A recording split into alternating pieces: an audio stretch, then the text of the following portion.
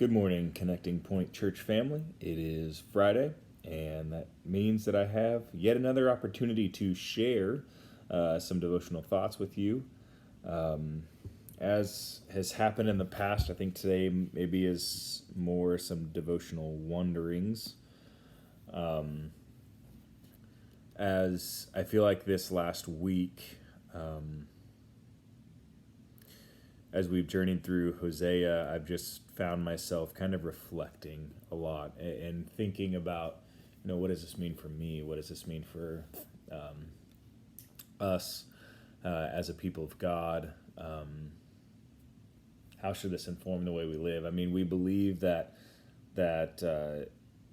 Scripture is essentially always applicable. We believe it is the living, breathing Word of God and has something to say to us. And so it is our responsibility to constantly be asking the question, okay, so what is it saying to us? God, what are you trying to communicate right now in the midst of what we are reading? So today, the wonderings come out of Hosea. There's a lot of really good stuff that's been talked about in Romans that was addressed today, but I think that will be for another time, just because of where I'm at, and I think because of where we are at in the current context that we are in. So just some background. Hosea is a minor prophet, right?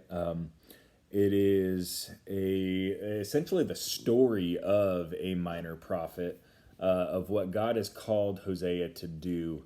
It's less about Hosea necessarily saying something. Well, I guess he does that too. It's different. What I'm getting at is it's unique. It's different than just the other prophets. It kind of has a piece of his story. It's a very experiential minor prophet.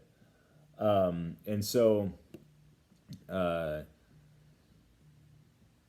essentially at the beginning, the premise of Hosea is God has called him to take a wife, and this wife is a prostitute, and he is told to go and marry her and to make her his wife and to show her love and kindness and compassion, and in time she returns to her life of prostitution, and God says you need to continue to love her and buy her back and bring her back. She is your wife. Call her back.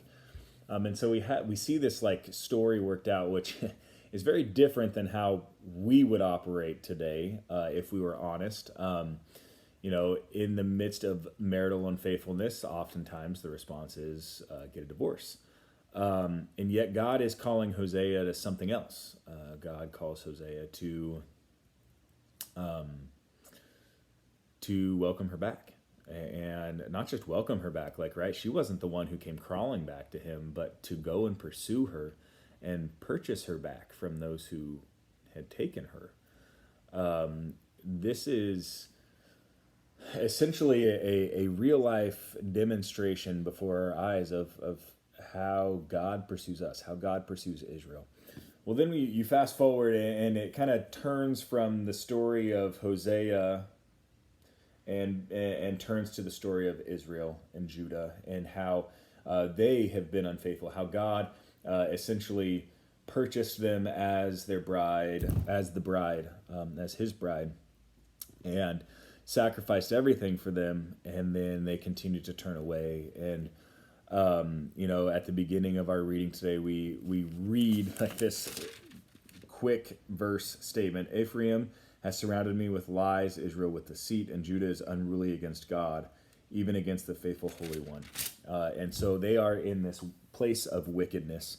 At the beginning of verse 12, or of chapter 12, it says, Ephraim feeds on the wind. He pursues the east wind all day and multiplies lies and violence. He makes a treaty with Assyria and sends olive oil to Egypt. And if we continue to kind of keep context in mind, as we look through some of these verses that we read today,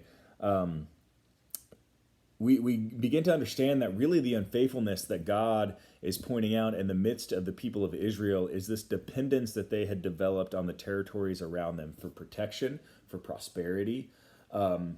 and for their way of life. I mean, they were basically assimilating to the world around them rather than being leaders and calling the world around them to assimilate into this life of holiness that they had been called to. They had become dependent on Assyria for protection instead of reliant on God, dependent on Egypt for protection instead of reliant on God. They even further, they had other issues as well. Where is it?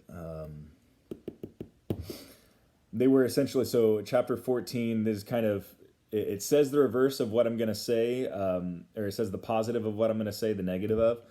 Essentially, Israel found themselves in a place where they were making things with their own hands, and they were making gods, is what it says.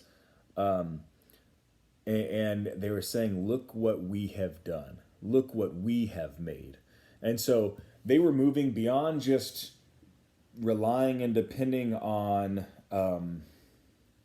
treaties and agreements with surrounding nations instead of depending on God, but they were also, even in themselves, when they were accomplishing things, instead of giving God the glory and God the credit for what he was accomplishing through them, they were saying, look what we have done.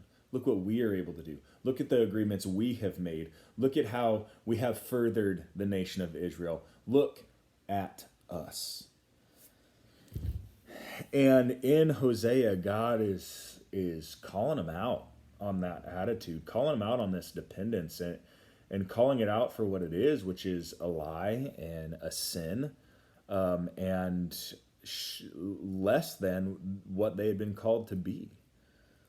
As I thought about that today, I wondered, okay, so where does this apply to us today? Where does this apply to me today? Where does this apply to us today? And I began to ask the question, in what ways, maybe, have we as a church, not necessarily Connecting Point Church, but we as a church as a whole, in what ways have we become dependent on those around us?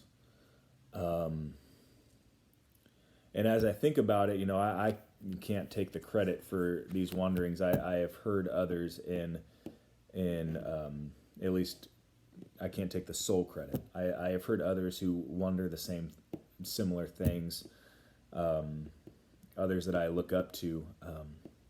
And really, I wonder, how dependent have we as a church become on the government? I think we live in a time right now, especially, where we have this idea in our head that the government is opposed to the church and is trying to take over the church or overcome the church and shut the church down. But I got to be honest with you, I don't think that's the case. And in reality, I think that the government has been overly maybe lenient on the church in certain laws, and we have been overly eager to embrace what is offered. For instance, we are a nonprofit organization. Could you imagine what it would look like for us to pay taxes on the properties that we own if we were not nonprofit? Could you imagine what it would look like for us to pay taxes on the money that comes in tithes and offerings if we were not nonprofit?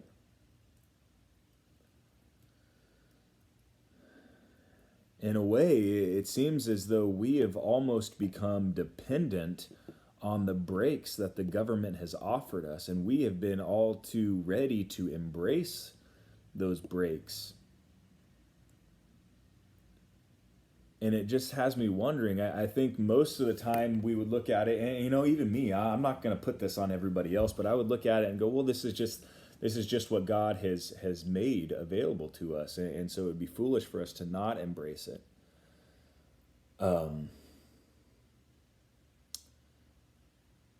But couldn't the Israelites have said something similar? Like, couldn't they have said, like well, this treaty with Assyria, this is just what God has given us. And so it's not that we don't trust God to defend us, it's that we trust that God is using Assyria to help us be defended. And so couldn't we then say that, well, these tax exemptions, this nonprofit status is really just it's God's way of providing for us.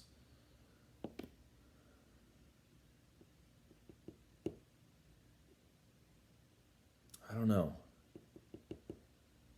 I just wonder, is there areas like this, and maybe this isn't one of them, but are there areas like this where maybe we as a people of God have become too dependent on either what the government offers or what society around us offers, where we have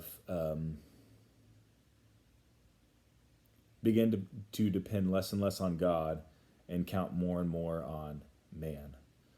Maybe even within our own organizations, where we have depended less and less on God's provision and God's leadership and more on the vision of man, more and more on the plan of man. I want to be careful because I'm genuinely not trying to call anything specific out. I know I did talk about the tax exempt thing, or the nonprofit thing, but I'm not. I want to be careful because I'm not trying to call anything specific out, because I'm not sure that I necessarily know what God is trying to communicate. But I am asking the question of, God, what are you trying to communicate? And so perhaps we find ourselves in a place again where we don't necessarily have a clear plan of action, other than maybe our plan of action needs to be us on our knees seeking God and asking, Lord, where have we become too dependent on the structures, the world, the people around us, and less dependent on you? God, where are we counting on others for what you desire to provide? Maybe that's where we need to find ourselves today. And so that's where I'm going to find myself in prayer for the next couple of days, I'm sure. I mean, it's kind of where I found myself as I've been working through Hosea as a whole. I know we finish it today, but I think this is going to stay with me for some time. And so I hope that each of you will also do the same thing, that you will stop, and instead of just dismissing it, instead of just saying, oh, I think we're okay, and maybe we are okay, but instead of just immediately saying we're okay, I encourage each of you guys to stop today and just to find yourself on your knees in prayer and asking God, Lord, where is it that I individually, me personally, am not depending on you as I ought to be? Where is it that we as your people are not depending on you as we ought to be? And just seek God's face. Seek God's face. All of us. We are in a time where we more than ever need to be seeking God's face and need to be making sure that the steps that we are taking forward are in fact God's steps. And so maybe this is a good place for us to start. Well, I hope you guys have a good rest of your day. Sorry this was a little bit longer. That tends to be what happens when I'm wandering around like that in thought. I'd love to hear from you. If you have any questions, if you have any pushback, I'd love to hear it too. But otherwise, I hope to see you guys on Sunday, and I hope you guys have a great weekend. Peace out.